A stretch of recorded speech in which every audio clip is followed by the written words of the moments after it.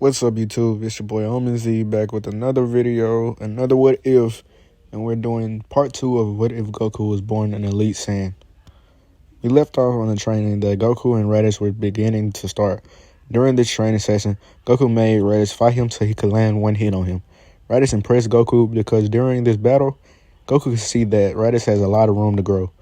But Goku grew tired of this, of just dodging, weaving, and blocking Raditz's attacks. He kicks Raditz in the jaw, and Raditz flies towards the wall and holds his chin as he gets back up. Goku flew towards him, ready to punch him and end the whole session until Raditz moves out the way before Goku could land the punch. And he gets some more distance between him and Goku. Shoots a double Sunday at Goku, and Goku forms after images, and Raditz shoots at each one until he stops and closes his eyes and just tries to feel Goku's ki. But once he finally gets the real Goku, it's too late. Goku grabs a hold of his long hair and swings him onto the ground and then shoots a ki blast at him. Raditz is left there in pain, and Vegeta grits his teeth out of anger for Goku because he's hidden his power from him for many years now. During the years to come, Goku and Raditz's brotherly relationship has gotten even better because of the training they have done so much. And Vegeta's hatred for Goku also grows. Vegeta has even gotten stronger at this point because of how hard he pushed himself out of fear of being left behind by Goku even more. The Saiyans are all adults at this point, and this time Frieza sees how much their power has grown, and he feels that they are becoming such a nuisance and a headache sooner or later. So he finds the Saiyans a suicide mission to at least kill one or just the whole group. When Frieza tells them the mission, Goku sees the smiles on Zarbon and Dodoria's faces, and then as he walks away, he hears Frieza's chuckle. He takes note of this and just feels that something isn't right. And before they could leave to go off to the planet, Goku pulls aside Raditz and tells him something isn't right, and he should stay on his guard as soon as they arrive to the planet. Vegeta overhears Goku tell Raditz this, and he becomes on guard because of Goku's suspicion. Once the Saiyans arrive to the planet and exit their space pods, Nappa realizes that this planet has no moon. This confirms Goku's suspicions that something most definitely isn't right. He thinks that Frieza is trying to get them killed. And once he sees space pods in the air and a flying ship, he realizes that this is true. He tells the rest of the Saiyans about the truth, finally, that Frieza was the one who blew up Planet Vegeta, and his father Bardock is the one that told him this before he even died. All the Saiyans are left in shock, and Vegeta just thinks to himself he knew it. And they all destroy the Scouters. Once they do this, Zarbon and Dodoria appear in an army of Frieza's soldiers. Zarbon screams at the soldiers and tells them, "Kill the monkeys!" Vegeta rushes towards Zarbon and tells the other Saiyans to fight the rest of the army. Nappa and Raditz follows his command, and they fight and destroy most of the army, but Goku doesn't help. He stands back and just watches the Saiyans fight the rest of the army. The army is soon destroyed as Raditz finishes off the last soldier. Dodoria goes in for a sneak attack and screams out, "Die, you monkey!" But Goku appears in front of him and grabs his hand and throws him away, then tells his brother to pay attention to his surroundings even more, and that this should never ever happen again. Raditz smirks at this and tells Goku, "I already knew that you would come over here, brother. That's why I didn't react. It's about time that you do something." After this, Nappa goes to help the prince in his battle because he sees that he's getting overpowered. And Goku tells Raditz to go follow along with Nappa to help Vegeta fight, and he'll take care of Pinky here. And Raditz tells his brother, "Don't destroy the planet with all your crazy power, you monster." And Goku laughs and smiles and says, "No promises." Dodoria then gets up and says, "Filthy peasant, you'll die for that." Goku starts to charge up all his ki and screams out in laughter, saying, "Finally, I can let loose!"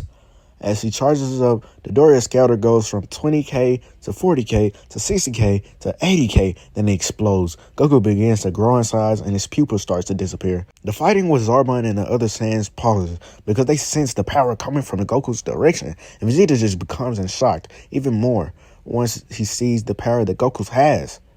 Vegeta clenches his fist and says he's done it once again. Surpassed me when I thought I finally caught up to him. Nappa and Raditz smiles at the show of Goku's power, and they all resume fighting again. And Vegeta fights to his heart's content to show that he's no weaker than Goku. On the opposite side of the battlefield, Goku has entered his Ikari state. His power is at 450,000, and it's still rising.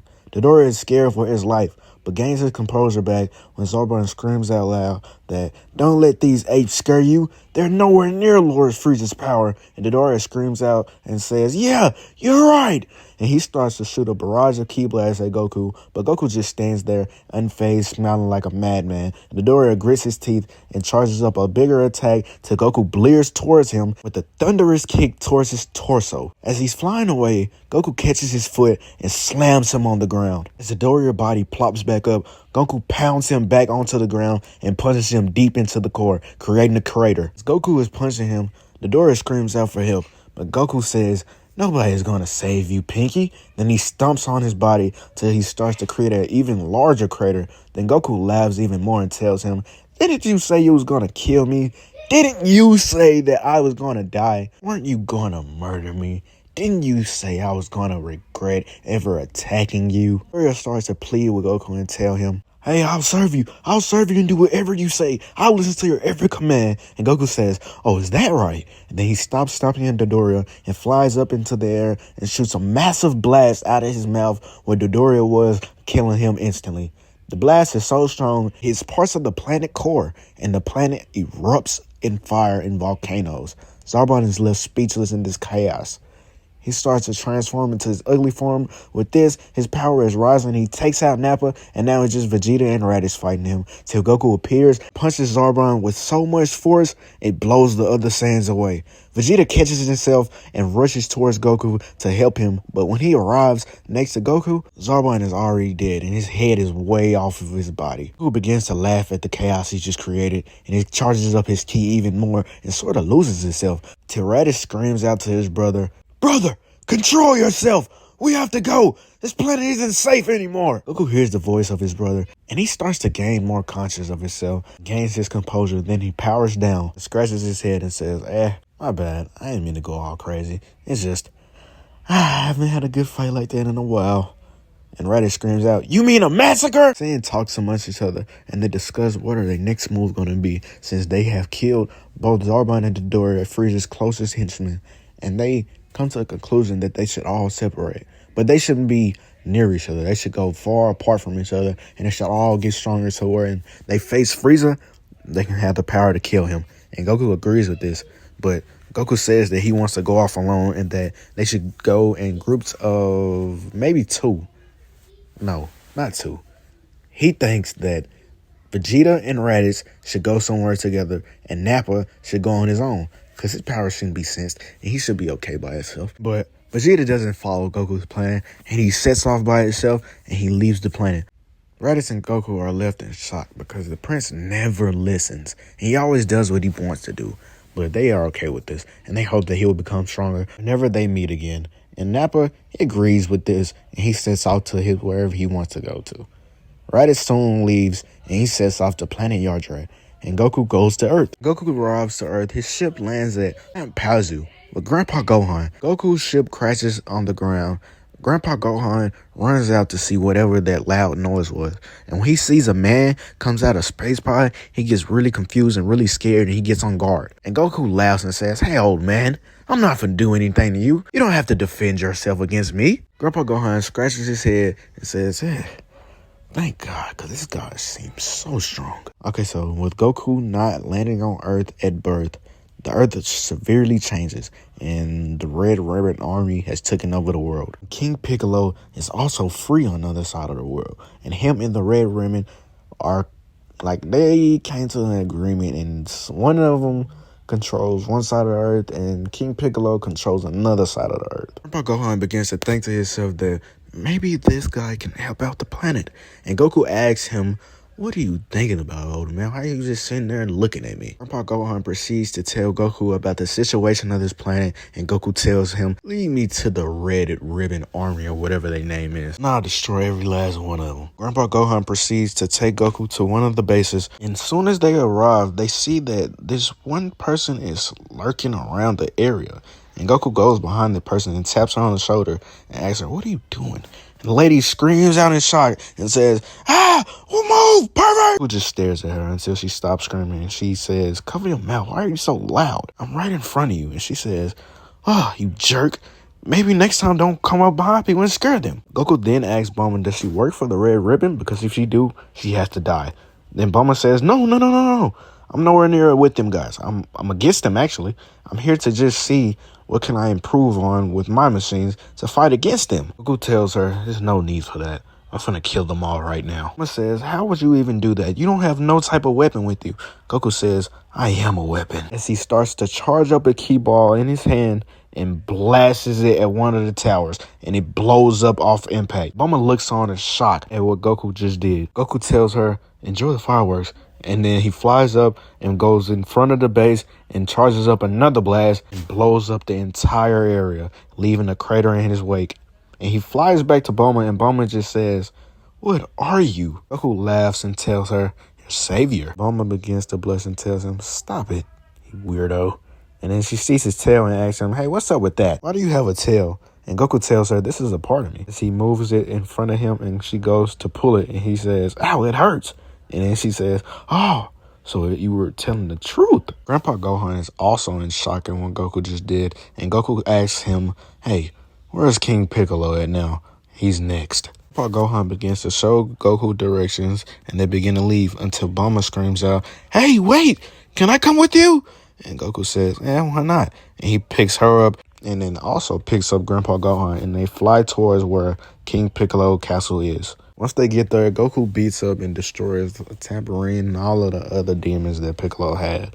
And then once he meets Piccolo, sees that he's a Namekian, he thinks to himself, this planet has Namekians? I thought only Namek had those. But then he remembers that that other planet from back when he was a child had a Namekian on it also. So he thinks to himself that maybe this is the same situation as that one. Goku goes and kills King Piccolo by putting his hand through his chest, and King Piccolo spits out an egg, and the Piccolo that we all know and love is born.